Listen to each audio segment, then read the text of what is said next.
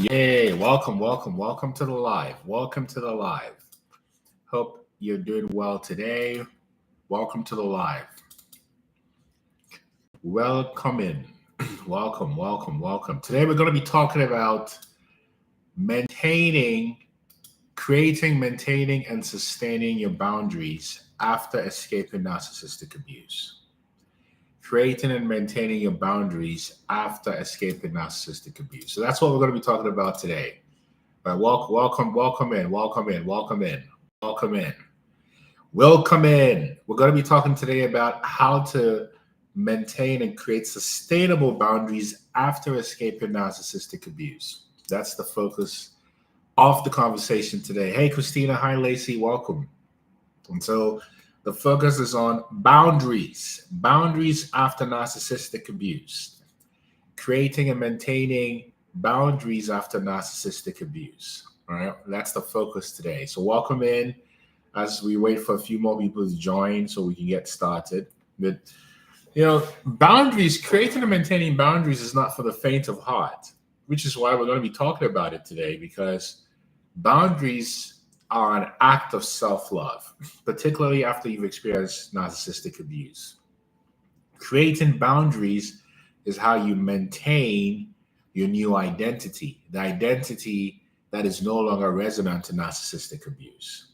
So it's really important to have strong boundaries. And today we're going to be talking about why it's important to have boundaries, how to create boundaries, and ensure that your boundaries are sustainable in the long term. So welcome. So let's just get right into it.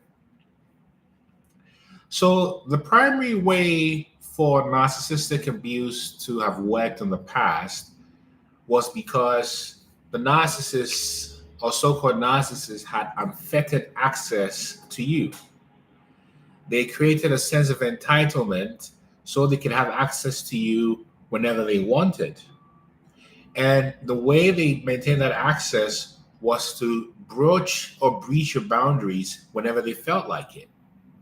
So anytime a narcissist breaks your boundaries, they learn that you don't have effective boundaries. So they do it again and again and again until you lose the will to maintain your boundaries around them.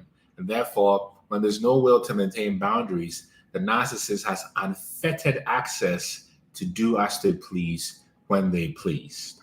Because remember, the primary thing to know about the narcissist is the narcissist supremely believes they're better than you, superior to you, and are entitled to have access to you whenever they want.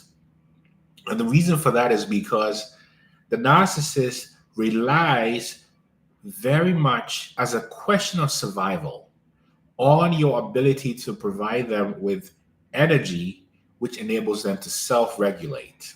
Because a narcissist doesn't have the same active mirror neurons that the empath does. In fact, the narcissist largely lives in their amygdala, in the place of emotional threat. So everything is a threat to them, which is why they need to project onto you to get dopamine so they can just have a normal day of regulation. But that regulation is dependent on how much they can take from you, how much they can extract from you, how much they can breach your boundaries. So you realize that it's important to create boundaries. But the reason why empaths are worried about creating boundaries is because ever since you were young, whenever you created a boundary, you were made to feel bad about creating the boundary. You were told you were either too difficult, too inaccessible, too harsh, too private.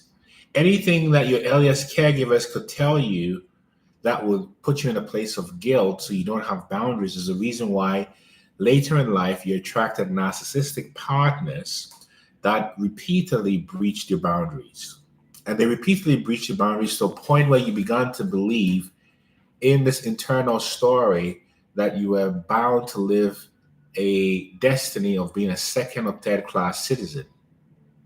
And so long as you believed that notion that you're always going to be a second or third class citizen, that spell in your mind is what gave the narcissist or gives the narcissist permission to continually broach and breach your boundaries. So anytime you attempt to create a boundary, the narcissist will create an environment that makes you feel guilty and makes you question the need to create a boundary. But without boundaries, you have no way of protecting yourself fully from narcissists. And remember that the reason you have difficulty creating boundaries is that you haven't fully embraced the notion that you are valid and worthy. Because when you start to believe in the reality that you're valid and worthy, then you begin to take steps. One love, Tammy, you begin to take steps to protect yourself. Boundaries are an act of self-love. Boundaries is a defiance to the narcissist saying, you no longer have unfettered access to me. You can't do whatever you like, whatever you want to. Boundaries is how you protect and heal your inner child. Boundaries is how you take back your power, the power that you gave away to these narcissists. Boundaries is a declaration to yourself that you matter. Particularly at a time in the world where everything around you is reinforcing that you don't matter. Do you see? So you haven't practiced implementing boundaries, because anytime you implemented boundaries, you are manipulated into removing those boundaries. Or when you implemented boundaries, you do not believe in the strength of your boundaries, that you allow the narcissist to broach your boundaries. And the moment your boundary is broached, you're back in the grips of the narcissist. So the trick around boundaries is to create a boundary that you would resolutely and in an uncompromising fashion stick to. And those boundaries include declaring to yourself that you don't deserve to be disrespected by anybody. You do not deserve to be manipulated by anyone. No is a complete sentence. I used to feel bad about saying it. Why did you feel bad about saying it, Tammy? That's very wise. So when you learn to say no like Rosa Parks, your unhealed self will say, that's too harsh. So let me tone it down. So you may add an explanation. And anytime you add an explanation to your boundary, you're weakening the efficacy of your boundary. You're basically saying, I didn't really mean this boundary, so you can do whatever you want. But boundaries is how you begin to reclaim yourself back. Having the courage to have boundaries that say, I will no longer tolerate your abuse, is how you begin to end narcissistic abuse. And then having the courage to stand on those boundaries, which is to say things like, please give me some space. Even my 4-year-old daughter has learned the efficacy of telling you, I need space. Exactly, the fear of rejection. I need space. Respect my boundaries. You cannot speak to me like this. Please don't ever speak to me in this way.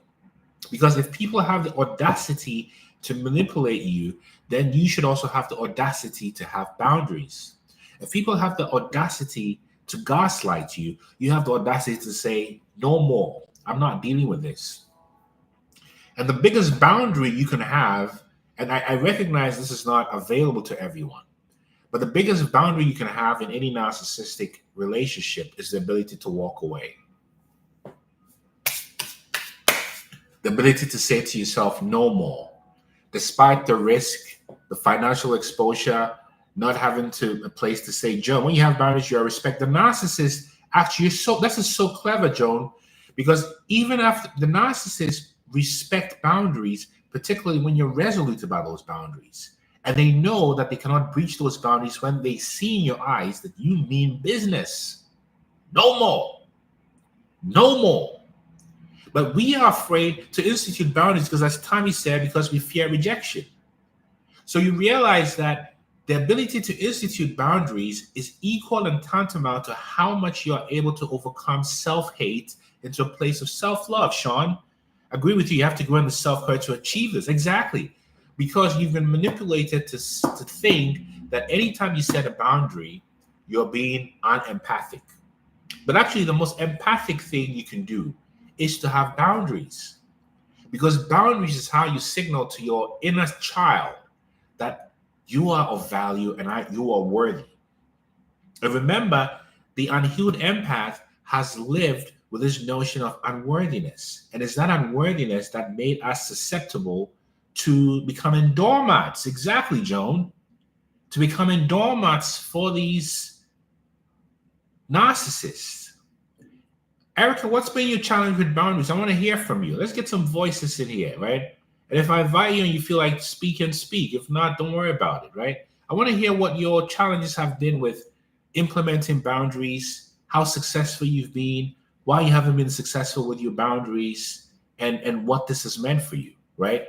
Because the ability to have boundaries requires courage, as some have already said. And the ability to have courage is the ability to see things as they are. Because when you see things as they are, you begin to lose your fear of doing what's best for you. Do you see what I'm saying? When you begin to see things as they are, the cycle of abuse continues if you keep lowering your value. Joan, that's exactly it. So anytime the narcissist breaches your boundaries and you allow it to happen, they begin to confirm for themselves that they're actually superior to you until you begin to put your foot down. Then they get into rage, which is designed to intimidate you, but you keep your foot down and then they back off. They back off and start a smear campaign, but you don't worry about the smear campaign because the smear campaign takes care of itself eventually. But you want to get the narcissist to a point where they realize this game is not happening anymore. And you have to come to that point within you where you say enough is enough. Because until you say enough is enough within you, you're going to keep tolerating this nonsense from these narcissists who want to manipulate you. I would love to. I'm listening. I get it, Erica. No, I got you, Erica. No worries. So, aside empathist and narcissists, are there other types of humans? I don't understand your question, Japa. What do you mean? Are there any kind of humans? You have to explain. Lorraine August, amen. That's exactly it, right? So this is what happens. That you were conditioned not to have boundaries. So mine turned my kids against me. What happened, Warrior Mom? How did it turn your kids against you? What happened to you? Tell us more. If you want to speak, just request that we can get in here. Greetings, Ellie. Greetings.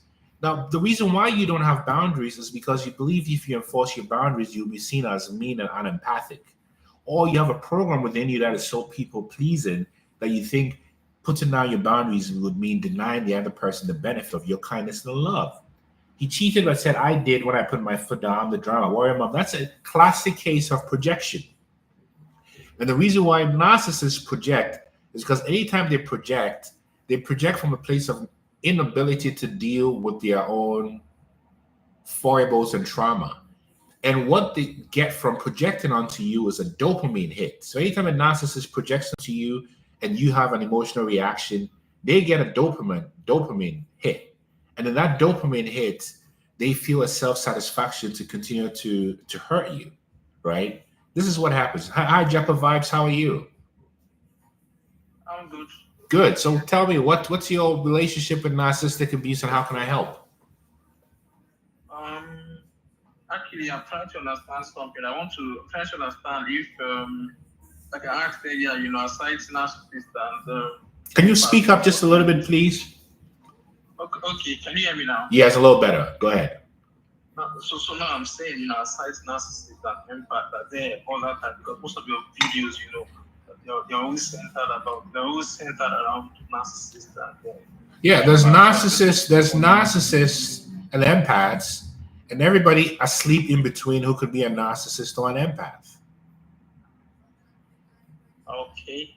I just have one more question for you before I roll. Is it possible to have two narcissists in a relationship? Because I've never heard you talk about something yes. like that Yes. Yes. Can you shed more light, please, on the dynamic between two narcissists? I'm sorry? I mean, I know both of them are struggling for control, I kind of lost him there. I couldn't really hear. But this is the whole kit and caboodle that when you're engaging with a narcissist, the weapon the narcissist uses is to breach your boundaries. So your boundaries is how the narcissist gets the signal that this is somebody I should manipulate.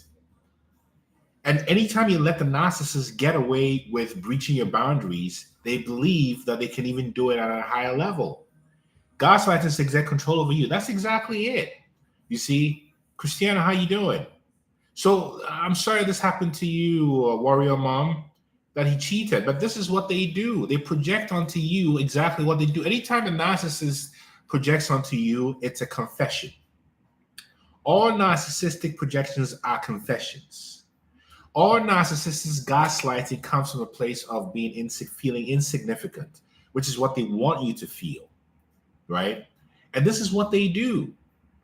And we're talking about this spirit of narcissism, not because we're obsessed with narcissists, but when you wake up from your own narcissistic abuse, you realize we live in a domain that is run by the spirit of Jezebel, by the spirit of narcissism, which is why it's so rampant, because narcissism at the aggregate level is based on narcissism at the micro level, at the individual level, at the family level, at the neighborhood level, at the job level, at the zip code level, etc., etc., etc. This is how rampant narcissistic abuse is. Dutchman, hello. I don't know why when I talk about narcissists, I get emotional with tears in my eyes. Why do you think that is, Dutch? Say more. Let's invite you and see if you want to ask a question. Maybe you've had a lot of pain with it, and this is why it's happening to you, right? Tell me, my mother called me evil all the time. It's exactly it. It's a projection. It is a projection. This is what they do. Right, so this is what. Hey, Dutchman, how you doing? Hello. How you doing, Dutchman? I'm good, brother. Actually, my true name is called Umar. I'm from Uganda, but I live in Netherlands right now. Wonderful, wonderful to be with you, my Ugandan brother. To tell me, why does it put tears in your eyes when you think about narcissists? Bro, at first, it was fun because whenever I remember each and everything and I see everything, I get emotion. For the first time, it was like tears of joy for me to get out of that circle, or because I didn't know about it. You know. Yeah. Things were going on in my family, on my job, my relationship, but the person who waked me up, the girlfriend I had, I was engaged with her for like 8 years. Yeah. Yeah. Are you getting me? Yeah. It was 8 years, but I didn't know actually what was going on in my life. So when I get to know about narcissism, I went deep by making research, a lot of research. Yes. So I come to know a lot of things beyond human understanding. Yes. Let me say human understanding. Yes. Because lately I was thinking that I know everything. Yes. But when I came to know about narcissism, oh my God, everything changed in my life.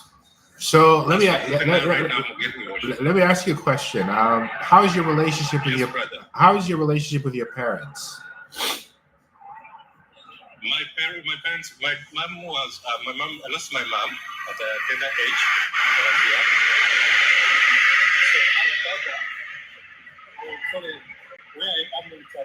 There's a lot of noise in your background. You might have to call back. I can barely hear you. No, it's going. It's okay. A train. Okay, go ahead. Yes. It's a train, yeah. Go ahead. So we don't have any relationship with my father. He's there, but we don't have any relationship. Perfect. Perfect. I keep to understand that I may be, or not even maybe, he was a narcissist too. So do you see why you have tears? Do you see why you have tears in your eyes when you think about narcissists, or should I tell you? You tell me, bro. The reason why you have tears in your eyes when you think about narcissists is that it's very difficult for you to admit the fact that you were raised by an enemy, your father. Yeah. And this is why you've attracted narcissists in your life. That your father was your first enemy, and thus you attracted relationships of enemies. And your father is supposed to be the safe zone for you, but he was your enemy. Am I making this up, or am I saying something out of turn, my brother, Dutchman? I get you, bro. Because I spent 8 years in a fucking toxic relationship. Yes. I was almost going to kill myself. Yes. I was Wow. almost going to go get mad. Yes. Going crazy, you know. Yes. And unfortunately, in my country, back in Uganda, when you talk about these things, people are not aware. Oh, There's no awareness Dutchman, about it. Dutchman. I can even hear the emotions in your voice right now. I can hear it. Are you getting me? So when you speak about anything about it, they name you crazy, you know. So that's only one person who told me about it, who knew about it. He gave me an advice to leave the country. Yes. So that I can come to Netherlands to start a new life, you know.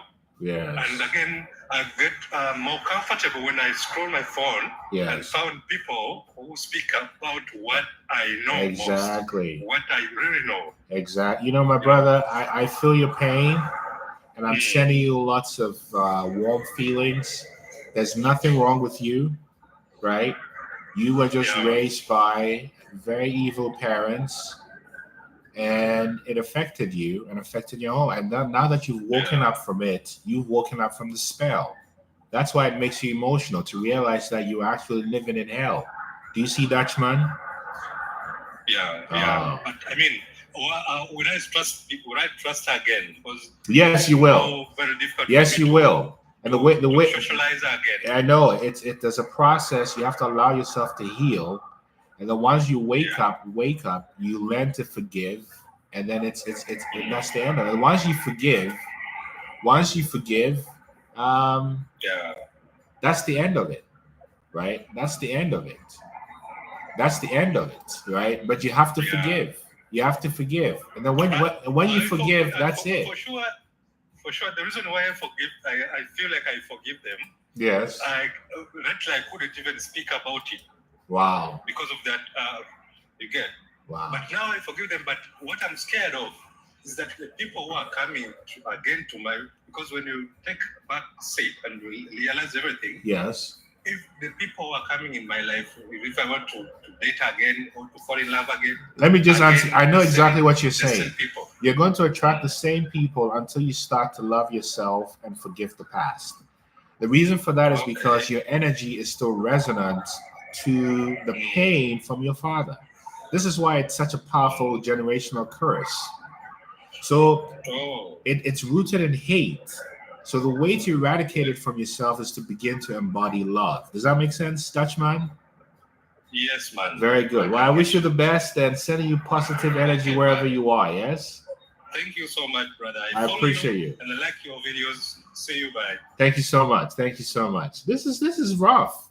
You see, even on a day like this, he's calling from wherever he is in Holland, talking about this has happened to me. And the root of it is from his own father. Forgiveness is a gift you give yourself. Exactly, I am Simone. This is exactly it. So one of the reasons why it's so hard to have boundaries is because we love these people. After many years of abuse from a narcissist, myself as I just so angry. Does the anger go? Chesterfield, yes, the anger goes, and the anger will go as quickly as you forgive yourself for blaming yourself for allowing the years of pain to happen. When you forgive yourself for allowing or tolerating such pain, then it becomes easy for you to also forgive those who hurt you.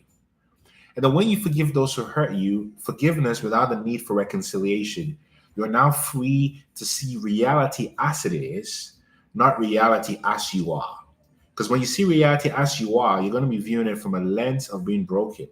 When you begin to see it as it is, you're looking at it from a place of forgiveness so you can see with more clarity. Does that make sense? Does that make sense, Chesterfield? Let me know. And if not, you can ask the question. Dawn Marie, that's exactly it. Anger goes eventually.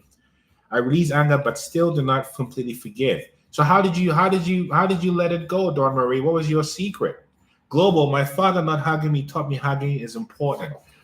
So how has it changed the way you relate to loving and loving people, Global? I'm very curious. And hi, Natalie. We also need to examine how we define love. Exactly. And remember that love is not something you need to qualify for. Any kind of love you need to qualify for is unconditional. That's manipulative love. That's transactional love. True love is even possible for your enemies because your enemies don't have to qualify for your love. Now, The fact that you love them does not mean you want to be in a relationship with them, but it simply means that you're recognizing that they have the capacity to awaken to, but they rather choose ignorance and trauma.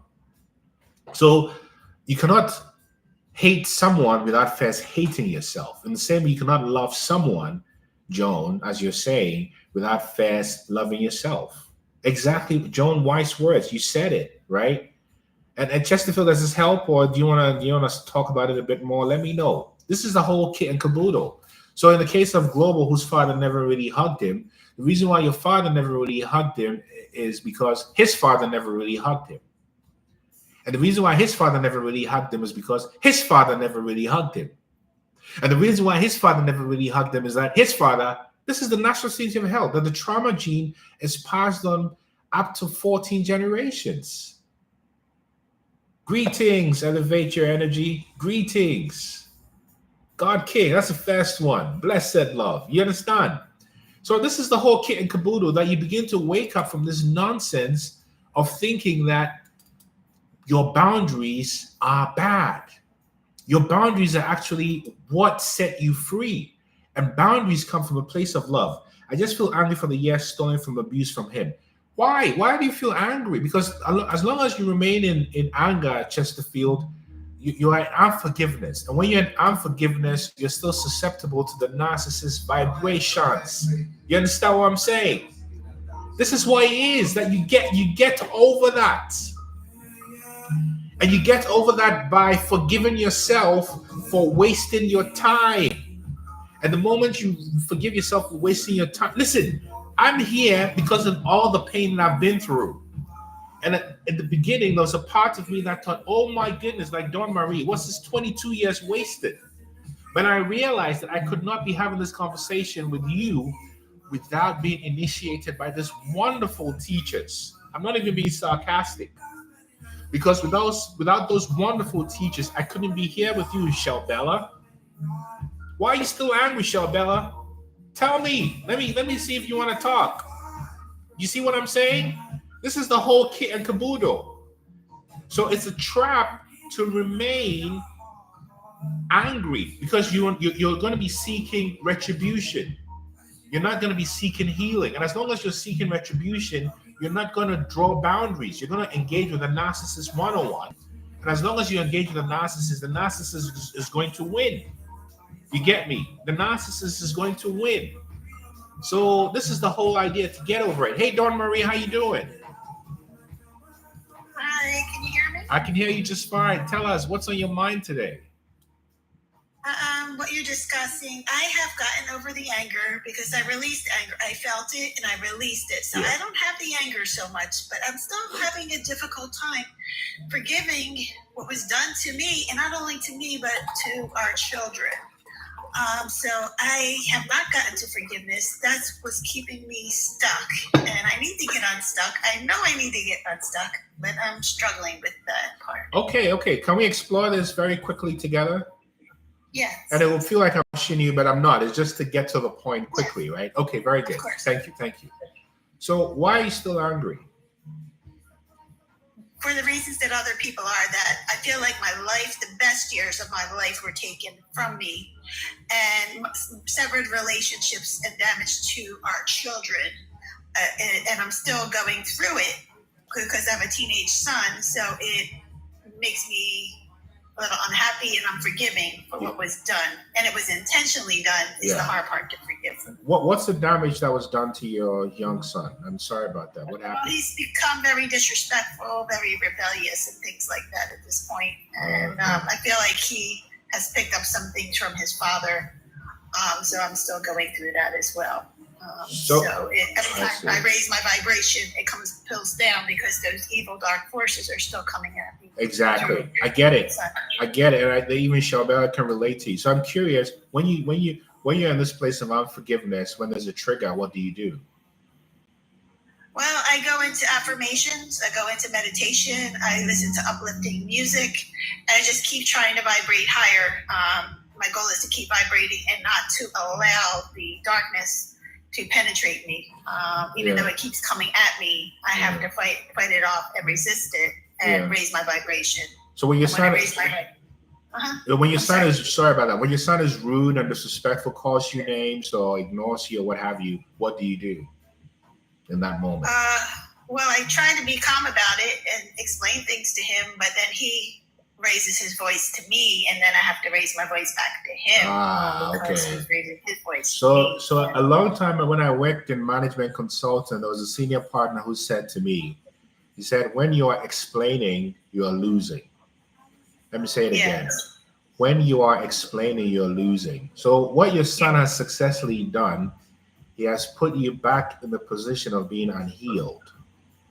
Which is exactly. And the only reason why he's done that to you is not because he's this evil demonic creature. It's that he's revealing to you what remains to be worked on.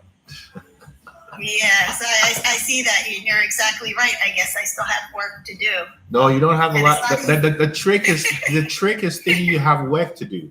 But what I'm trying to tell you is you have to understand that the narcissist is committed to misunderstanding you. Yeah. So anytime you have to explain, this is why you shouldn't do this and that, you're playing right into the game of the narcissist. Don't you see the game? Yes, I do. This is the game and it's hard for you to realize it because you're like, that's my son. Yes. And I'm getting abused. Dawn Marie, did you hear what I just said to you, Dawn Marie? What have you just realized, Dawn Marie? That I shouldn't. I guess I should let go. I should let go and not try to control things or respond. What have you realized that you've been doing that has made the situation worse?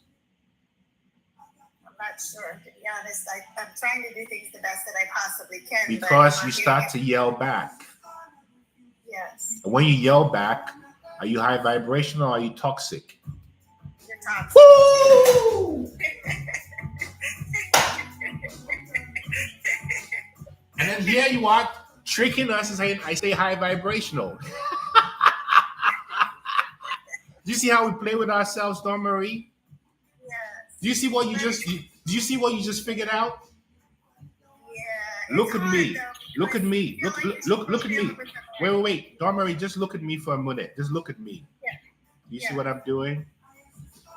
Yeah. Straight from your heart? No. The trick is to become unbothered. The more disrespectful he becomes, the more unbothered you are. Because his disrespect is designed to do what? To get an emotional response. Yes. When you have an emotional response, do you know what it gives him? Dopamine. Do you know what dopamine does to that narcissist? Feel good. That's how the narcissist regulates. And you've been falling for that trick. This is how demons work, because they don't expect you to believe that your son will be the trigger. Someone just said, Elevate said, don't feel the fire. So Dawn Marie, your residual pain, your son is revealing to you that the way you escape this is to let that go. It's so hard because he's doing a lot of wrong things, and it's very hard as his mother to see what the things that he's doing. Has your toxicity stopped it? No. So why do you keep doing the same thing and expect different results? I don't yell a lot, but I just have to raise my voice because he talks. It doesn't work, Dawn Marie. I know you're. I'm so glad you're laughing. You see, the game is to do the opposite. Tranquilo. Yes. When you become unbothered, now there's a vacuum because now he's worried about not being able to get to you. So you would have to try a new strategy. When you become unbothered, the narcissist doesn't have a defense against that. This is how you checkmate the narcissist. And to become unbothered, you need to regulate yourself internally by telling yourself, this is a trick by the demon, the Jezebel spirit. I'm not going to react to it. Because when you get out of the business of reacting. No. But he's developing the traits. He got some traits. The traits. Sure. And so the way you neutralize the traits is not to play into the traits. I think the narcissist feels it from the ethers too. They feel you're suffering. Of course they do, because the narcissists are demonic sorcerers. Yes. That's what they are. So your trick here is to become what? What are you walking away with today, Dora Marie? That I have to be calm and peaceful no matter what comes at me. I have to just be calm about it. You don't have to be anything. All you have to be is the observer. Observer? Okay. I'm not gonna try that. I'm gonna do that. I'm going to do that. So like now as I'm talking to you, I know I can feel your energy, your strong energy. But as I'm talking to you now, just observe me. Observe what I'm doing with my fingers. And as you're observing me, breathe. Let yourself breathe. Don't you see you can read through me a bit more as you become the observer? Yeah, I have to breathe. I'm not breathing. Breathe. Just do it together. Before you go, just bring your full attention to the area between your nostrils and your upper lip. And notice what is already happening. I just turn on the music. Notice what is breathing is happening without you. Yes. Don't even respond to me. Just be silent and observe your breathing. Do you see how time has slowed down? Yes. This is the place you want to be anytime your son is in your presence. Yes. Because as the saying goes, when you are aware of your breath, you are in control of your mind. Yes. And how often are you aware of your breath? Not too often. Exactly. So I need to do that more often. So you're rarely in control of your mind. And I'm showing you how to get control of your mind by becoming the observer. And when you're the observer, you can see the toxicity before it arises. And you don't join the dance. Yes. That's the game. I just want peace at this point. Yes. Every time I feel like I get there, something comes at me. But peace is not a place. Peace is a choice. Yeah. So this is the information. Just become the observer of what's going on around you and less interested in being an actor in the scene. Be the director, the observer, not an extra in the scene. Because when you become an extra, you're in the wise words of one of Atlanta's favorite MCs, Gucci Man, you become lost in the sauce. Yes. Is this helpful? Very helpful. Oh, I appreciate you, Dora Marie. I always don't quiet. You'll hear my feedback. Yes, keep us posted. We'll see you in a few days and let us know how it went. Yes? Thank you. One love. Yeah, this is the whole deal. Clear your mind of obsessive thoughts. That's exactly it. The argument back to the narcissist is a proof of what you're not to them is wasted energy. That's exactly it. Chesterfield, take up yoga. Joan, yoga did so much for me, I have to tell you, right? It did so much for me, and I'm in such a wonderful place. It helped me heal tremendously. Hi, SNY, how you doing? Hi, I'm doing okay. So tell us, what's on your mind today? Well, I recently went to my family farm. My husband and I bought my family farm years back. Yep. And I'm able to go there for about a week out of every month. Yep. So I take that time. But this last time I went, something happened to me. I was on the couch and I was doing my usual thing, watching TV. And normally I'm just like mindless, watching TV, scrolling on my phone, just trying to relax, trying to relax, trying to take it easy. But there's stuff going on in my head. You know what I mean? Mm-hmm. And so this time while I was there, what I did was, and it all came very naturally, was I was like, wait a minute. Let's examine this feeling that you're having inside of yourself. Mm-hmm. What is this feeling? And so the only thing I could come up with was anxiety, sadness. Mm-hmm. I don't want to say I felt any anger or anything like that, but I know there is some anger there. But I just wanted to say, and since you were talking about being the observer, I was the observer of myself this last time I went.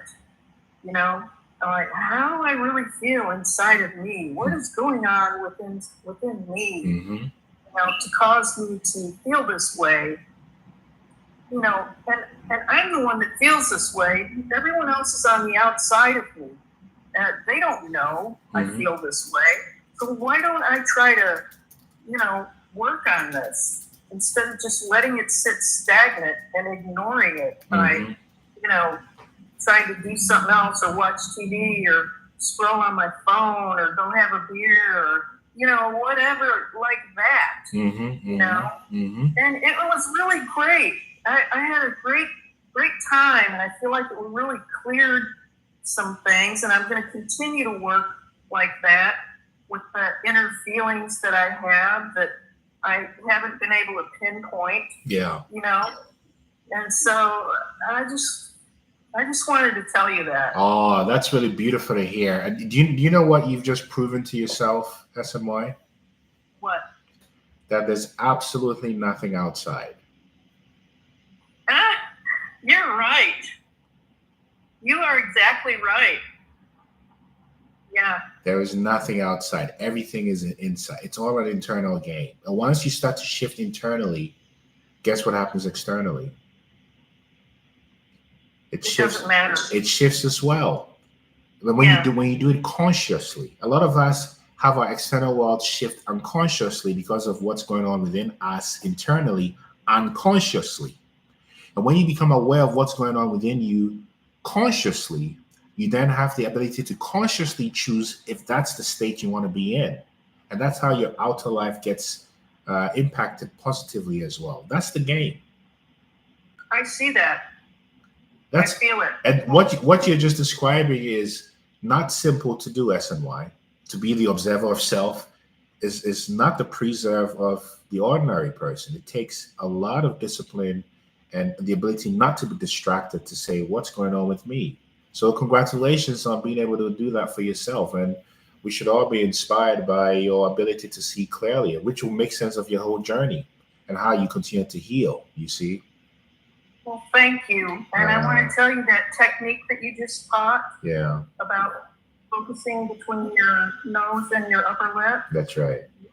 That's great. Oh, I'm so glad. I'm so glad. And thank you for sharing this with us. And it's always wonderful to see you. And I'm just sending you lots of happiness wherever you are. And appreciate your sharing this with us.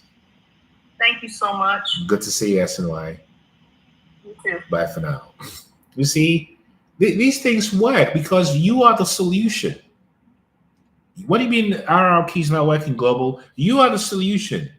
Pick and choose your thoughts. And that's so hard to do because thoughts have so much energy. And that's basically the spiritual warfare within you, which is because from all the 7 Hermetic principles, I'm a big fan of ancient Egypt. And in ancient Egypt, also known as Kemet, there was this great philosopher called Hermes Trismegistus who came up with this concept of Hermeticism or natural law. And there's 7 of them. And the first of the 7 Hermetic principles is all is mental. In other words, there's no way for you to interact with your life without this, without the gray matter here, which is why everyone targets your gray matter. Madison Avenue, New York City, where all the advertising agencies are, Madison and Fifth Avenue target this. Governments target this.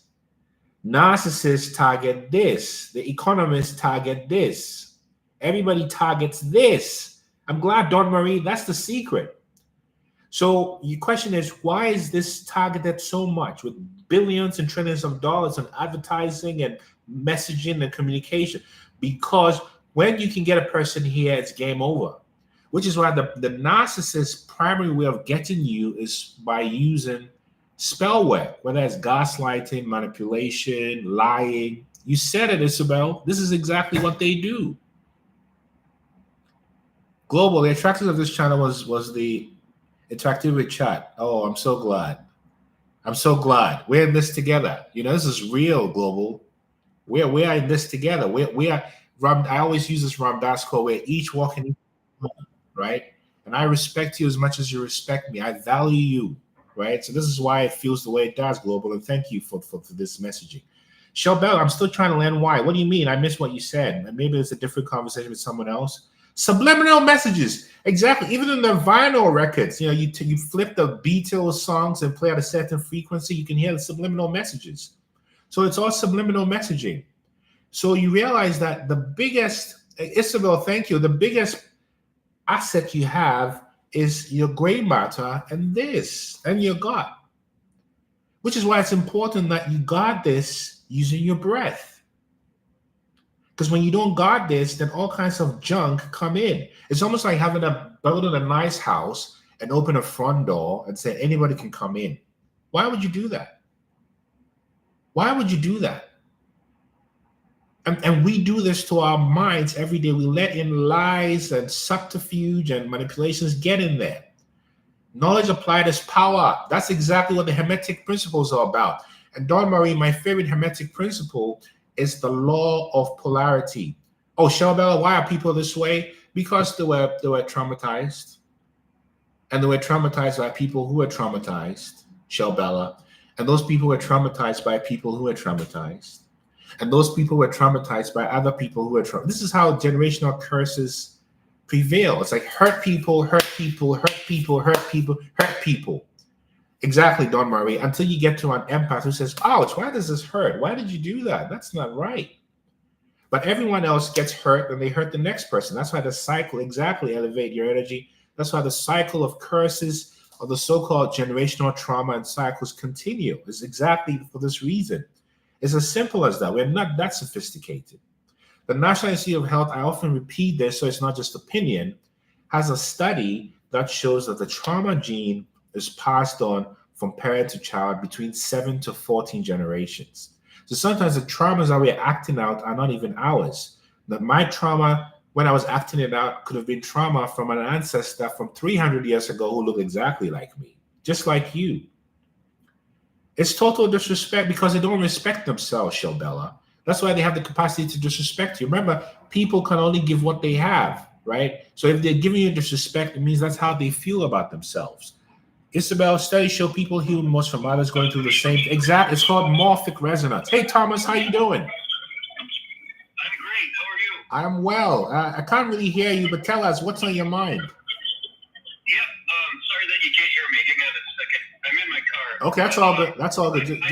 Go ahead. I love what you're saying, and I am so close to writing the script of my reality. But there's something that I'm holding on to, and I don't know what it is. It's like, cause I know I'm money, and I know money flows to me, but yet my bank account isn't reflecting that at the moment. But I know that there's something holding me back, and I was wondering if you could help me figure that out. Totally. When you escape narcissistic abuse and your trauma, just before you get your breakthrough, all your worst fears will manifest. Do you know why? No. So you can face them and let them go once and for all. So can I try something with you? Okay. I'm going to repeat some words, right? And I want you to notice what you feel when I say these words to myself. Is that okay? Yeah. Money, money, money, money, money, money, money, money, money, money, money. I have money. I am money. I have a lot of money. Money, money, money, money, money, money, money, money, money. What was that like for you? I felt good. But I think that there's like an undertone that. Hello, Thomas? What's the undertone? I don't know. It's something that's like a limiting belief. Very good. Very good. Let me ask you a question. How did your parents feel about money? It was a weird situation. They would talk bad about people with money. Okay, stop right there. You just answered the question. You were taught to believe that money was bad. So your limiting self-belief is related to guilt around money and attracting money, which is why you repel money spiritually. And your rewiring is just making your worst dreams come true. So as Joan said, you can overcome that mindset. Because when the worst thing happens to you, what else is there to fear? What's that? When the thing you fear the most happens to you, what else is there to fear? Nothing. So the way you manifest is your nervous system must already believe that you have what it is that you want. Because let me tell you a secret. All the money you want already exists, does it not? Yes, yes, it does. So why don't you have it if it already exists? I'm holding myself back from it. Well, because you don't believe you deserve it. Yes. Yep. Your nervous system is programmed for poverty.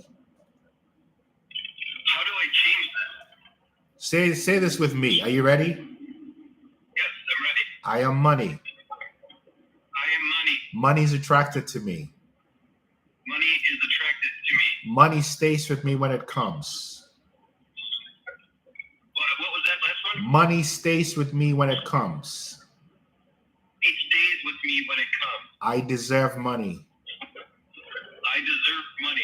I am creating new things that bring me abundance. I am creating new things that bring me abundance. I am resonant to my inner abundance.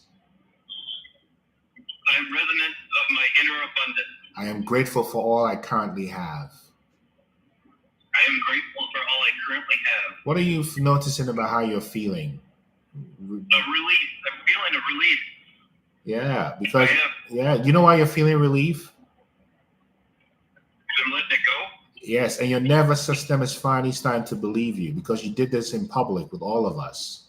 Congratulations, Thomas. You have just begun the journey to reprogramming yourself from poverty to abundance. And you just go ahead. We can change everything. Like when I walk up to a conversation with love, the conversation can be pure love. That you see? This is money. Money is love. That's why it's called currency. Current, unit of energy, currency. Don't you see, Thomas? Oh my goodness, I do see it. You got it. Joule. Yeah. Joule, a unit of electricity. G-well, joule. Use the sorcery. Become the positive sorcerer in your life. Use your words. Your words will program your mind, and your mind will get you to take inspired action. And you will take that inspired action because you like yourself. This is how it works. Yes. So, Thomas, I wish you abundance. And if you want to talk in more detail, just book a free session on my website, innermileage.com. Yes? I will. I can't thank you enough. I thank you too. We're in this together. Yes? Yeah. All right. Peace. Oh. So, folks, this is the message for today that, Global, I appreciate you so much. We're not alone. We're in this together, right? We block things and we can unblock things. You think money is evil because you were taught to believe it's evil. Money is good. Loving money, that's a different thing. But knowing you are money is good because I am money, just like you. And even in all the spiritual texts, whether it's Buddhism or Hinduism or the Christian Bible, there's nothing in there that tells you don't deserve abundance. It says you will be rewarded according to your belief. Your belief in the Almighty. Who's the Almighty? The Almighty is within you. So this is the message for today, my dear family. Hopefully this was helpful to you. We're in this together. If I can be of help, just book a free session on my website, innermileage.com, or you can send me a DM. And I hope today brings you, I don't hope. I know today will bring you joy, peace, and abundance if that's what you want for yourself. Thank you all. And see you on Friday. Yes? Keep being abundant. One love. Yeah, man.